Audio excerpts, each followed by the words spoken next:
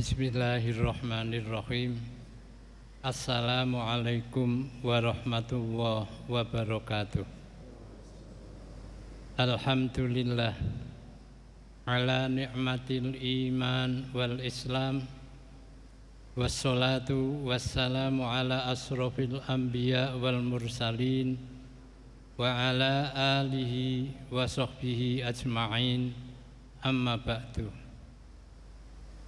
Jemaah zuhur yang dimuliakan Allah, masih melanjutkan dari apa yang telah saya sampaikan pada minggu yang lalu terkait dengan waktu. Hanya pada hari ini saya akan bicara tentang waktu yang kaitannya dengan agama Allah, yang ada kaitannya dengan kehidupan manusia, terkait dengan apa yang telah dijelaskan oleh Allah Subhanahu wa ta'ala. Pada kali ini saya akan menjelaskan hal yang ada kaitannya dengan waktu. Saya akan mengambil istilah Al-Quran yang berbicara dengan waktu dengan mengambil istilah ajalun. Ajalun itu arti dan maknanya adalah waktu. Hanya ketika Al-Quran bicara tentang ajal dengan firman Allah di berbagai surat, bisa mempunyai berbagai makna ataupun arti. Yang pertama, saya akan menyampaikan firman Allah dalam surat Luqman ayat 29. Allah berfirman, Bismillahirrahmanirrahim, kullun yajri ila ajalin musamma wa anna Allaha bima ta'malun khabir. Firman Allah ini mengatakan kullun yajri ila ajalin musamma, masing-masing berjalan beredar sampai waktu yang ditentukan. Sungguh Allah Maha teliti apa yang kamu kerjakan. Firman Allah dari surat Luqman ayat 29 ini menjelaskan bahwa segala apa yang ada dalam kehidupan ini berjalan sesuai dengan waktu-waktu yang ditentukan oleh Allah. Peredaran matahari, berjalannya matahari dari arah timur ke barat, bulan di malam hari yang muncul setelah matahari tenggelam, semuanya oleh Allah telah ditata waktunya. Begitu pula kita, ajalin musamma, waktu yang telah ditentukan. Kita hidup ini mempunyai waktu yang dimana waktu yang ada pada kita ini telah Allah tentukan kepada kita semuanya. Dan Allah Maha teliti dari apa yang kita kerjakan.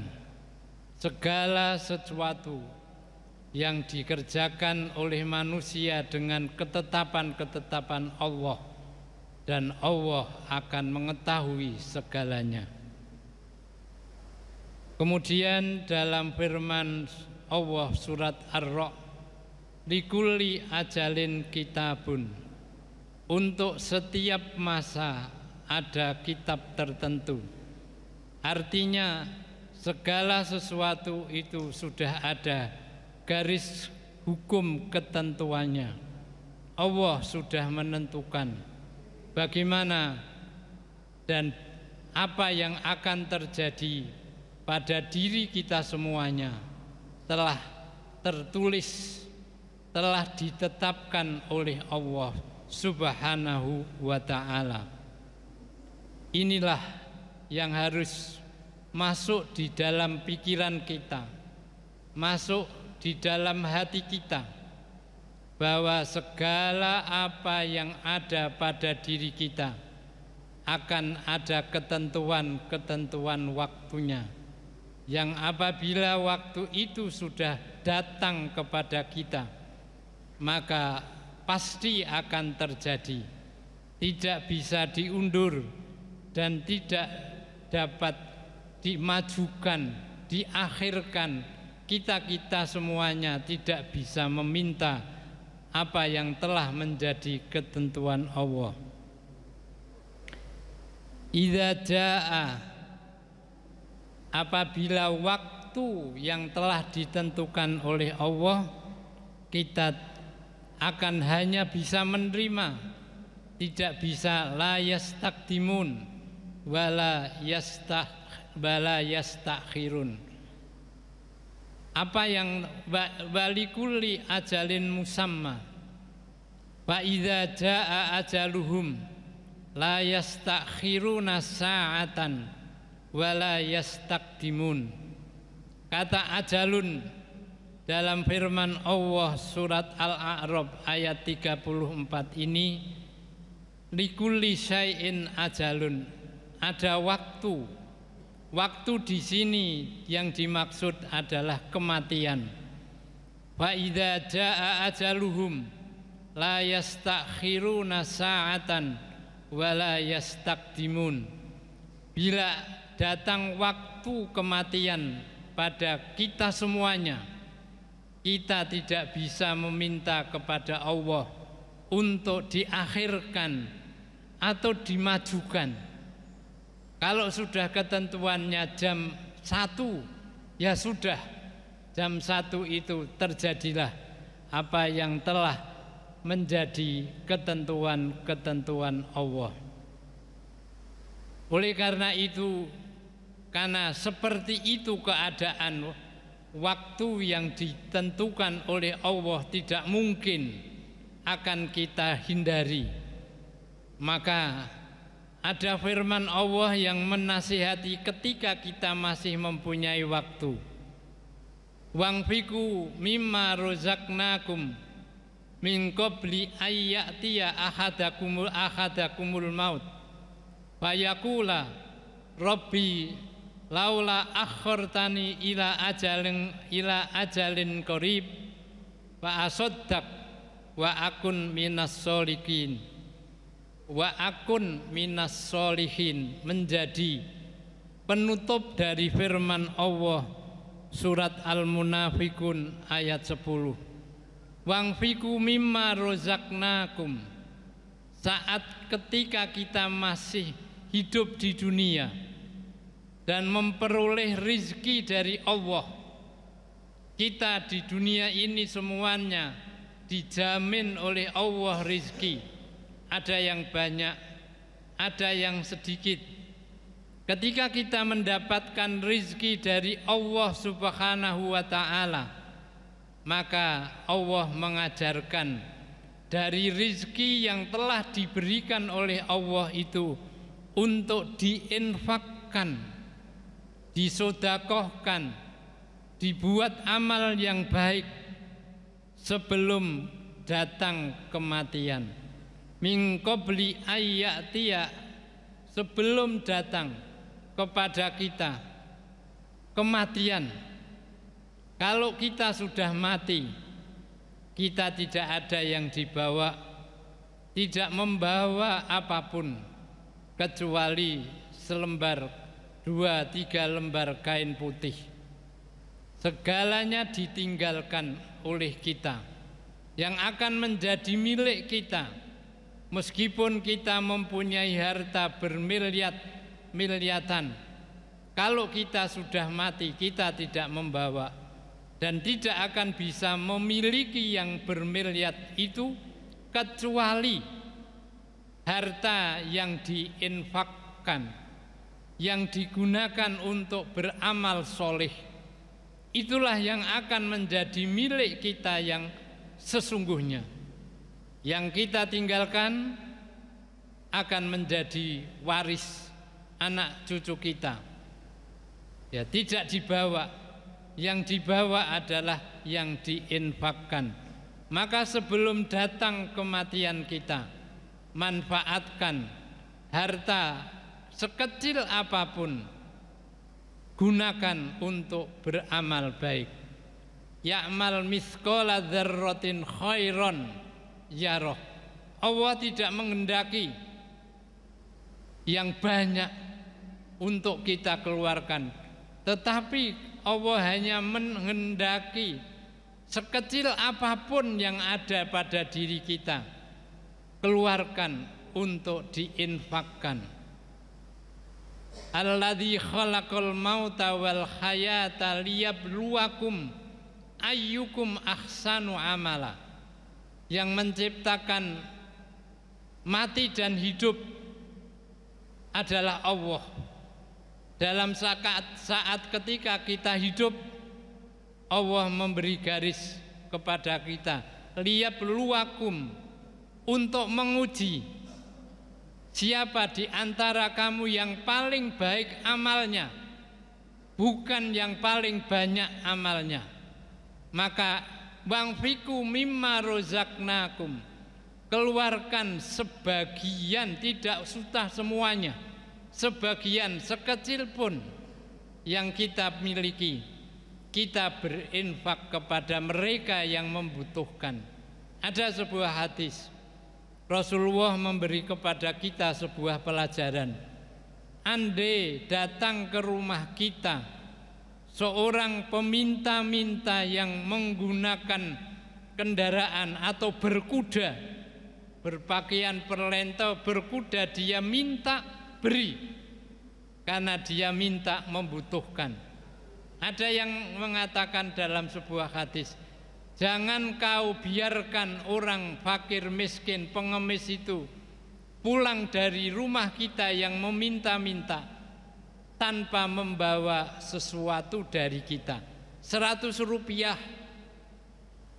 Begitu kita beri 100 rupiah atau 1000, dia akan berkata baik, akan mendoakan kita. Doa mereka mustajab apabila kita hargai dengan sebaik-baiknya. Jamaah yang dimuliakan Allah, saya ingat Nabi Ayub dalam ceritanya. Nabi Ayub itu mempunyai satu rumah besar, yang di rumah itu disediakan makanan lengkap yang bisa siapapun datang untuk makan. Fakir miskin makan gratis di rumah Nabi Ayub, selalu disediakan. Itulah Nabi Ayub alaihissalam, menyediakan. Kalau kita mungkin tidak mampu seperti Nabi Ayub, ada sedekah Jum'ah. Setiap hari Jum'ah kita sedekah 2-3 bungkus, kita keliling keluar ke jalan-jalan. Kalau ada orang-orang yang masih kelihatan kelaparan, tukang becak atau orang-orang jalanan, kita beri. Betapa syukurnya mereka. Mereka pasti terima kasih dan berdoa baik.